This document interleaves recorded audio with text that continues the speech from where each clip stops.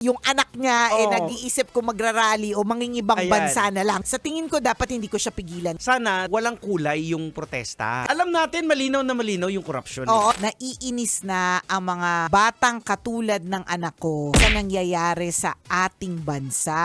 Ay. Una niyang tanong kung pwede daw ba siyang sumama sa rally. Pangalawang tanong, pwede bang sa ibang bansa na lang siya magtrabaho? Isa sa mga hindi ko makakalimutan na problema nung ako ay nasa student council is the word apathy. Ano ibig sabihin ng apathy? Walang pake. Walang pakialam. Pero ngayon bumaliktad. Bumaliktad. Ngayon meron na silang pake talaga. Sana dapat walang kulay yung protesta. Kaya nga, diba walang kulay. Nagpuprotesta lang tayo sa korupsyon. Alam natin, malinaw na malinaw yung korupsyon. Oo, na may Nandun na mga ganyang nangyayari. Oh, at ito pa nga yung chika ng iba. O ano daw ha? Since na sabi lang to ng O iba. sa tadali. Kababalik ko na daw opisina. Na sindikato daw talaga, malaki talaga siya. Tapos nag-hire daw ng mga kilalang mga PR firm para ayusin yung narrative.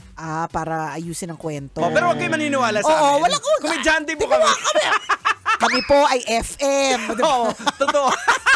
Ang concern namin yung nanay Oo. na yung anak niya Oo. nag-iisip kung magrarally o mangingibang Ayan. bansa na lang. Yun yung concern Oo. namin. Ay, diba? babalik natin sa isang Nicole Yala. Kung sakasakali, ganun ang sabihin ni Princess sa'yo. Dumating yung panahon na maging realista. Sa tingin ko, dapat hindi ko siya pigilan. Kasi naging ganun din naman ako at hindi din Tama. ako pinagilan ng mga magulang ko noon. Kumbaga, hinayaan nila nga i-express ko ang mga nararamdaman ko, ipaglaban ng mga dapat na ipaglaban. Which tama naman. Oo, which is kahit nga maling relasyon, mga pinaglaban ko yan. Sarap manood ng radyo, no? Ginawa mo na talagang bisyo ang panonood sa amin, no? Umabot ka na rito eh. Huy!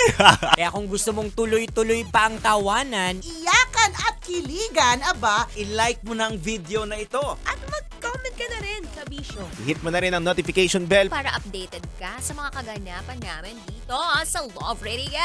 kailangan pa bang i-memorize yan? Basic.